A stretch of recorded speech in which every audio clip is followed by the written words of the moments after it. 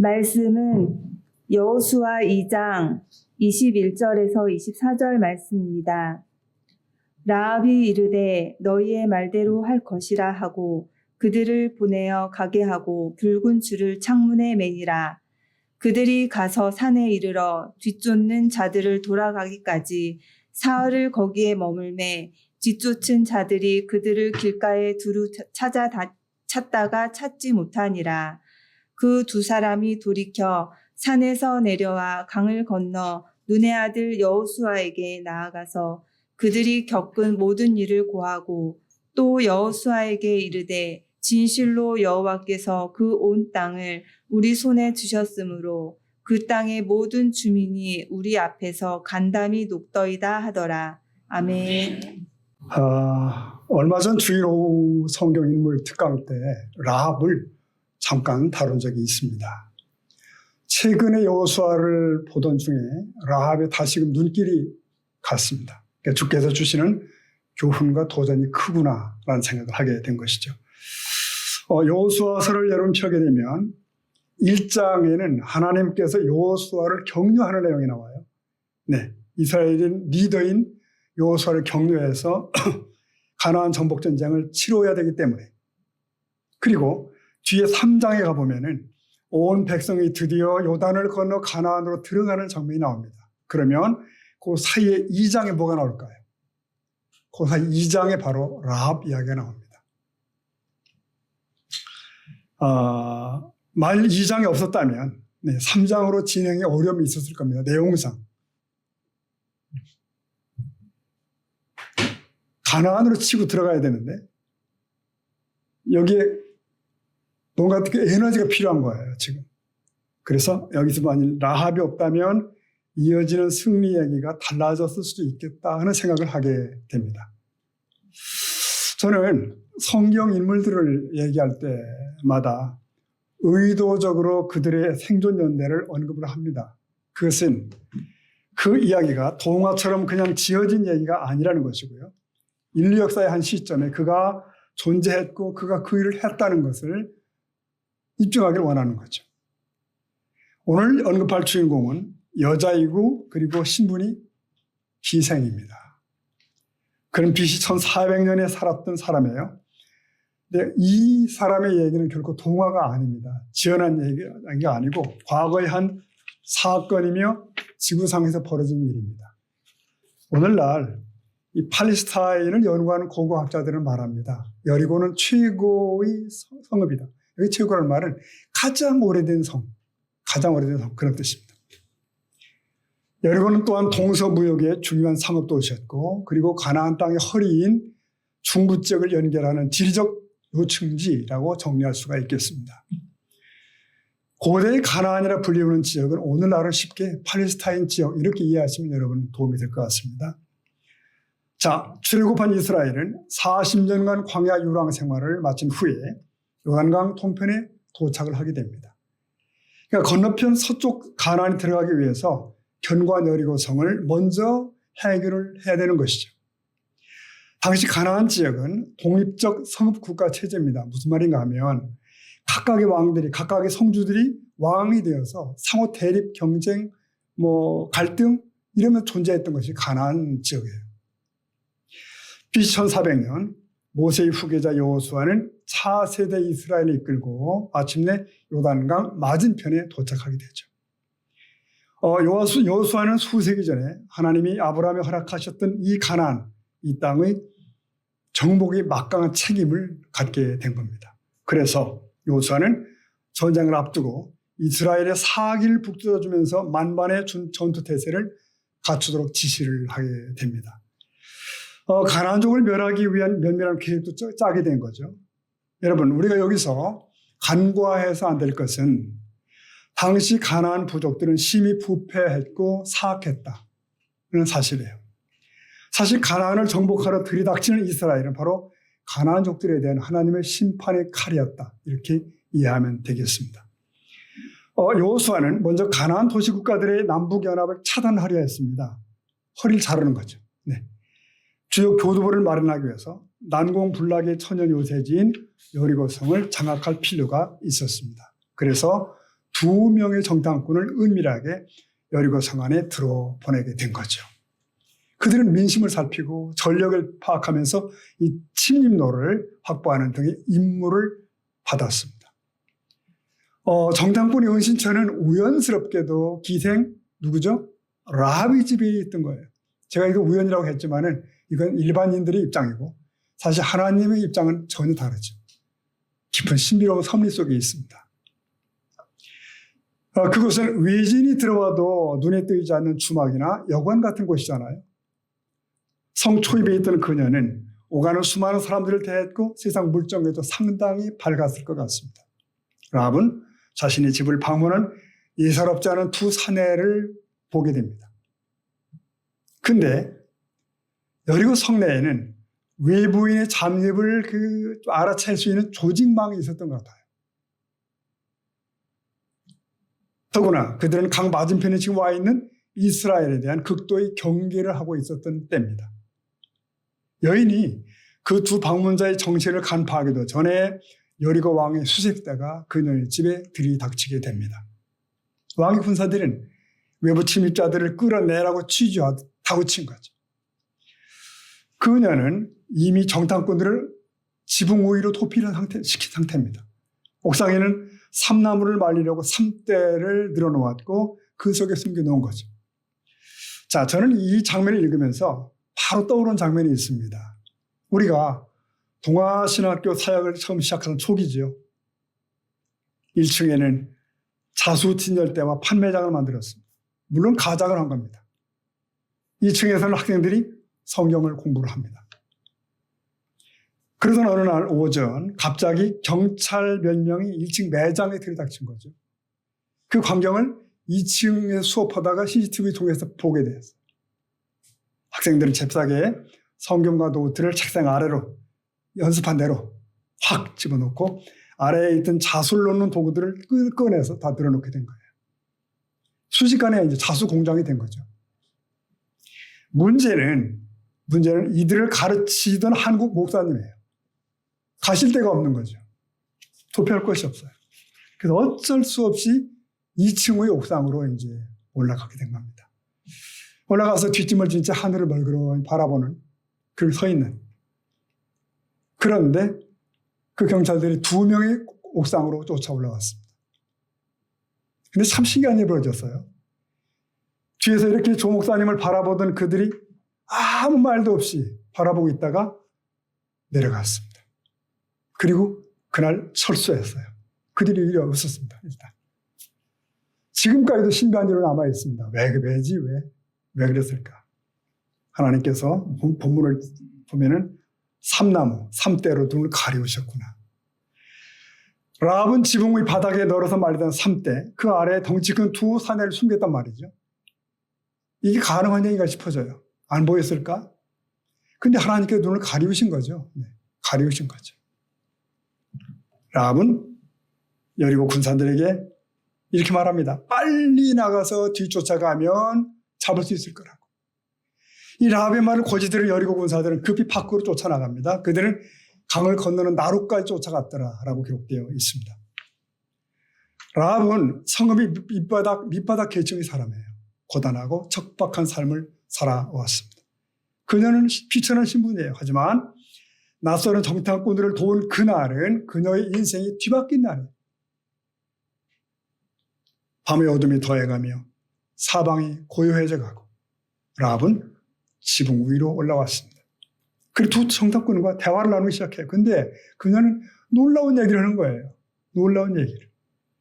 지금 그녀는 이스라엘의 하나님 여호와를 얘기하는 거예요. 이방인은 그 여자가. 과거의 애굽을 누르고 자기 백성을 구출해내는 그 하나님을 그거 얘기하는 거예요. 그렇기 때문에 곧 이 이스라엘 민족은 우리 가나안에 와서 여리고를 점령할 거라는 거예요. 이게 라합의 생각입니다. 자기는 여리고는 파멸할 거라는 거죠. 라합과 정탐꾼들 사이에 협상이 시작됐습니다. 우리 집사님 오늘 협상 얘기 기도 때 연기했잖아요. 트럼프와 협상하느라고 얼마나 힘든지. 근데 여기서 심각한 협상이 또 벌어집니다. 생명을 건 협상이라고 봐요. 정탐꾼들은 안전하게 이 성을 빠져나가려면 라합의 적극적 협조가 필요하고, 반면에 라합은 여리고성 함락의 날 이 정탐꾼들의 협조가 있어야 생명을 부지하는 거예요. 라합은 생명을 걸고 추격대를 따돌리게 됩니다. 그리고 정탐꾼들은 변개될 수 없는 약속을 제시해요. 네, 그 내용이 뭐죠? 네, 우리가 이 땅을 다시 밟을 때 당신들을 지키리라. 단 당신의 집 창문에 붉은 줄을 매달아 놓으라. 이런 약조를 맺은 거죠. 이렇게 위기에 처했던 정탐꾼들은 여리고 성의 라합을 통하여 보호를 받습니다. 그리고 무사히 이스라엘 진영으로 돌아오죠. 여호수아에게 정탐꾼들은 이렇게 보고를 합니다. 2장 24절 보면은 또 여호수아에게 이르되 시작 진실로 여호와께서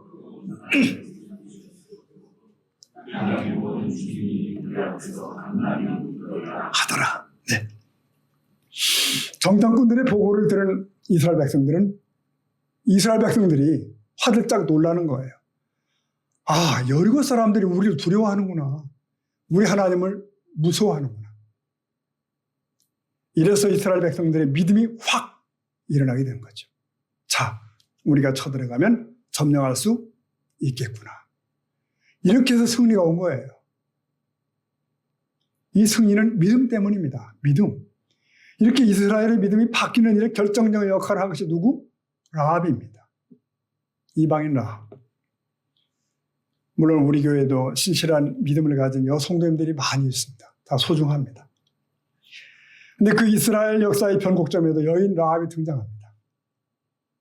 이 시간 그 라합의 믿음의 특징들을 몇 가지를 한 번 더 되짚어 보려고 합니다. 어떤 것들이 있을까요? 먼저 이걸 발견합니다. 라합은 자신이 들은 바를 믿음으로 간직한 사람이었어요. 들은 바를 믿음으로. 우리가 똑같은 시대에 살아도 믿음은 사람마다 다 다른 걸 봅니다. 라합은 실제로 하나님의 역사를 자기 눈으로 본 게 아니에요. 홍해가 갈라지는 거 소문으로 들었을 뿐이에요. 라합이 정탐꾼들에게 전도받아가지고 믿음을 가지게 된 거 아닙니다. 그녀는 그냥 소문을 듣고서 믿음을 갖게 된 거예요. 이스라엘 백성들이 홍해가 기적적으로 갈라져서 건넜으며 그때 홍해에서 애국 군대가 수장되었다는 소식도 들은 거예요. 그 후에도 이스라엘을 대적하던 족속들이 진멸당했다는 소식도 들었습니다. 그런데 그녀는 이런 소문을 듣고는 여호와 하나님께 대한 믿음을 갖게 되었다. 이건 그녀의 갈급한 심령에 대한 하나님의 선물이 분명합니다.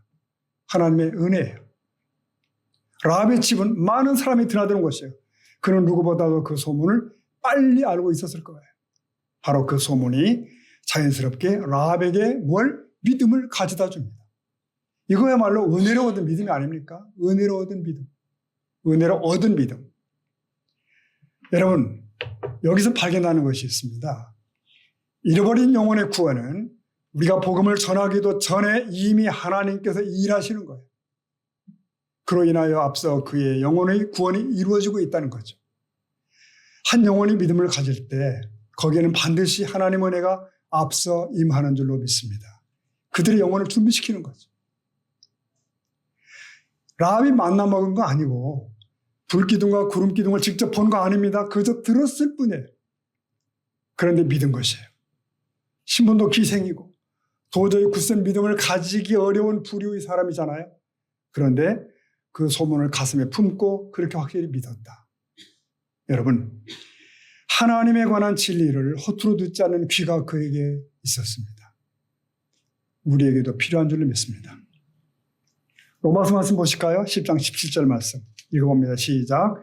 그러므로 믿음은 들으면서 나며 네, 믿음은 들음에서 시작되는 거예요. 두 아이가 있을 때 부모의 충고를 마음으로 듣는 아이와 그렇지 않은 아이는 장래가 다른 거예요. 라합의 귀는 하나님의 일에 대해서 열려 있어요. 마음으로 받아 내 믿음으로 삼아요. 이 시간도 여러분은 말씀을 듣고 계십니다. 주일마다 설교를 듣는데 1년이면 50번. 주일만 하셔도. 10년이면 500번. 그 시간들이 내게 허비된 시간이 되면 안 된다는 거죠. 이 목사의 말이 아니라 그를 통해 하나님이 내게 말씀하시니 그러는 분들에게는 또 다른 은혜가 있을 줄 믿습니다. 라합은 복잡한 성경의 율법 지식을 가지고 있지 않았어요. 라합의 믿음이 위대한 것은 그가 최소의 지식을 가졌지만 최고의 믿음을 보여줬다는 거예요. 아무리 많은 진리 지식을 갖고 있다 할지라도 그걸 견고히 붙잡지 않으면 그것은 그저 정보에 지나지 않죠. 허나 지식이 많지 않더라도 단 하나의 진리라도 굳게 붙잡으면 그것은 영혼을 살리고 삶을 변화시키는 진리가 되는 것입니다. 자, 성도 여러분, 우리가 성경 지식이 없어서 삶의 변화가 일어나지 않는 것 아닙니다. 알고 있는 진리를 믿음으로 붙잡지 않기 때문에 캄캄한 동굴에서 길을 몰라 더듬고 있을 때 거기서 나올 수 있는 길을 그 동굴 전체가 다 밝아져야 되는 거 아닙니다.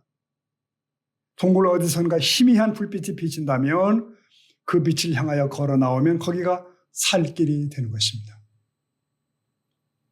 성경을 대할 때 모든 걸 다 깨달아 아는 지식이 아니지라도 단 하나의 진리의 빛이 내 영혼에 비친다면, 내 영혼에 비칠 수 있다면 그 빛으로 우리 영혼은 살 수가 있는 것입니다. 철학자 킬케고르를 말 들어보셨죠? 이 사람이 이런 말을 했어요.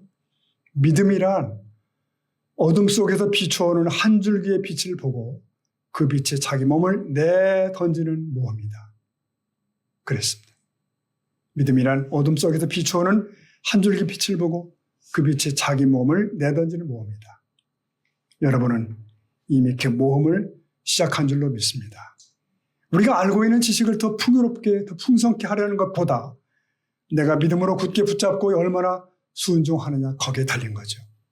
거기에 우리 영적 생명이 달려있는 줄을 믿습니다. 자, 두 번째 발견되는 라합의 믿음, 그 특성은 살기 위해 죽기를 각오한 믿음이에요. 살기 위해. 라합이 정탐꾼들을 왜 살려줬습니까? 그리고 왜 여리고 군인들에게 거짓말을 했을까요? 그건 생명을 내건 위험한 선택이에요. 그 순간 라합에게는 안전한 선택은 뭐죠? 사실대로 말하는 거예요. 그냥. 우리 집에 정탐꾼들이 왔고요. 또 저기 숨어 있습니다. 라고 알려주면 되는 거예요. 그러면 라합은 여리고 주민들의 영웅이 되는 겁니다. 정탐꾼들이 살려달라고 숨겨달라고 부탁하지 않았습니다.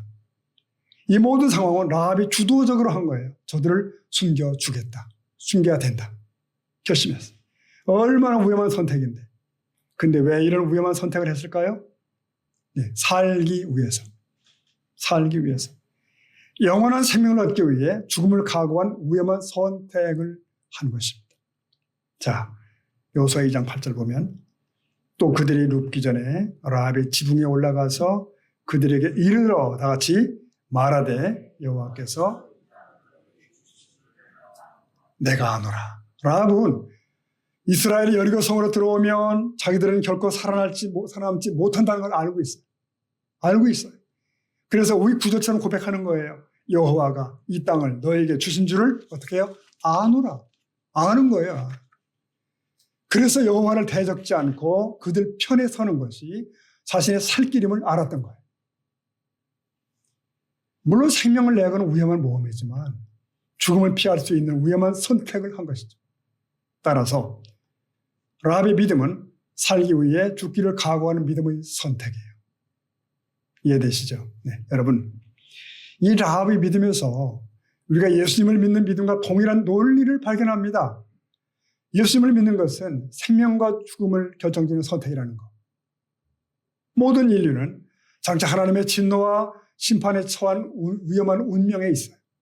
그 다가올 종말의 심판 앞에서 예수를 믿는다는 것은 그 일이 아무리 위험해 보여도 힘들어도 그 길을 선택하는 것이 당연한 이치라는 거죠. 여러분, 예수님께서 가르쳐주신 복음이 뭐죠? 한 번 죽는 것은 사람에게 정해진 이치이기 때문에 육체의 죽음은 피할 수 없어도 영원한 죽음은 피할 수 있다는 거예요.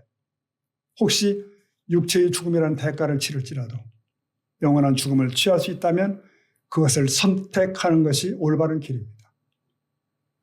그것이 초대교회의 수많은 성도들이 순교의 대열에 섰던 이유입니다. 그것이 복음이에요. 복음은 살기 위해 죽는 거예요. 믿음은 자신의 생명을 구하는 선택입니다. 성 어거스틴이 이런 말을 했습니다. 우리는 죽지 않기 위해 죽어야 한다.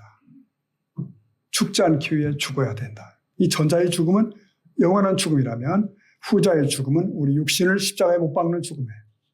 그렇습니다. 어떤 대가와 희생이 요구될지라도 영원한 생명을 선택하는 것, 그것이 믿음인 줄로 믿습니다. 그것이 살 길이에요.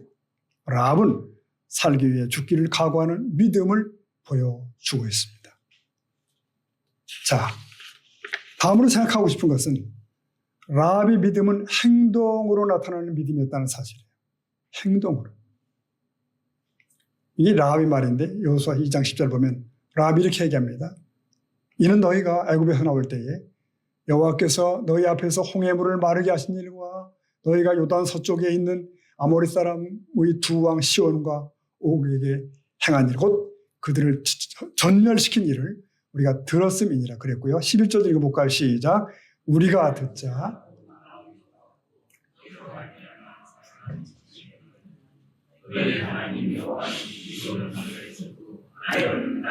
하나님이시라. 아멘. 자, 하나님께서 행하신 그 소문을 들었다는 거지 않습니까?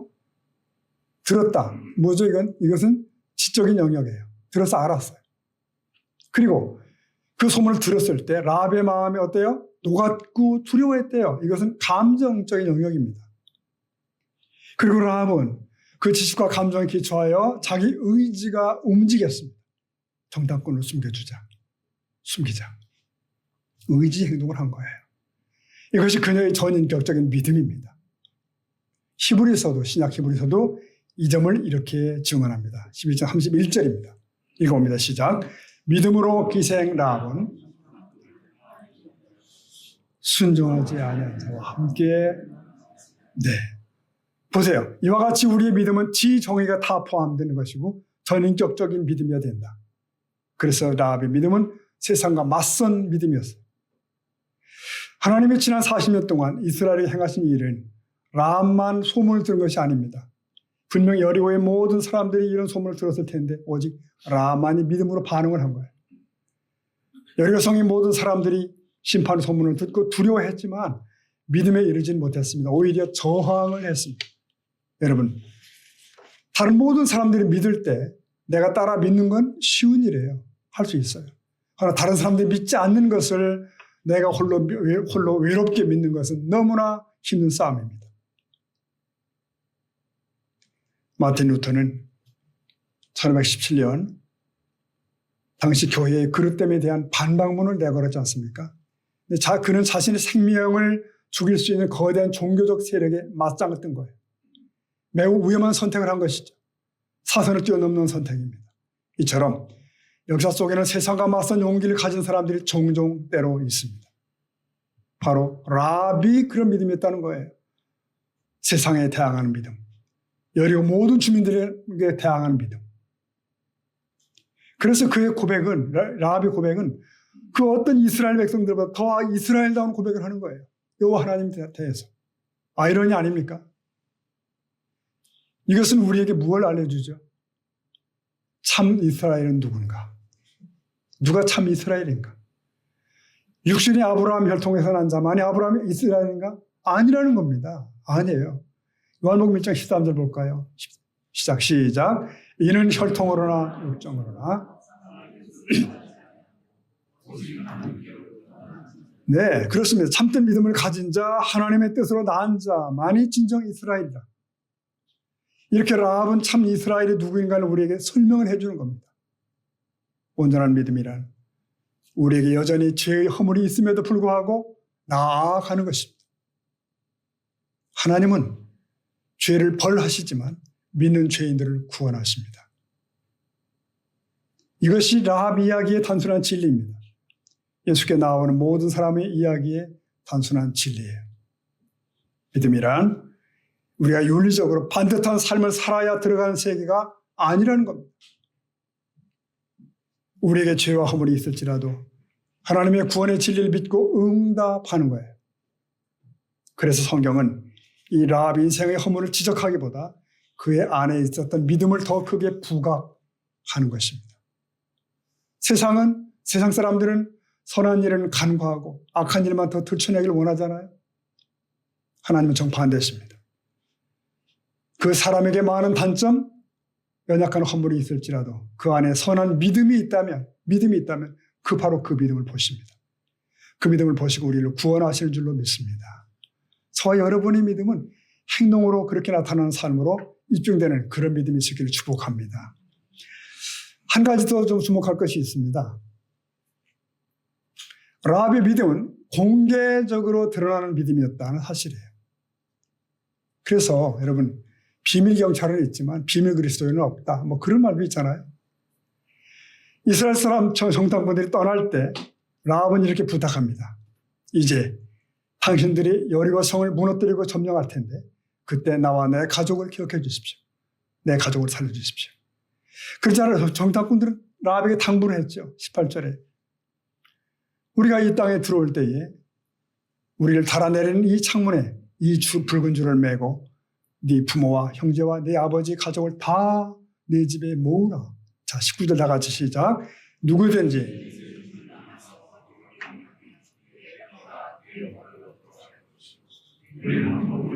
없으리라.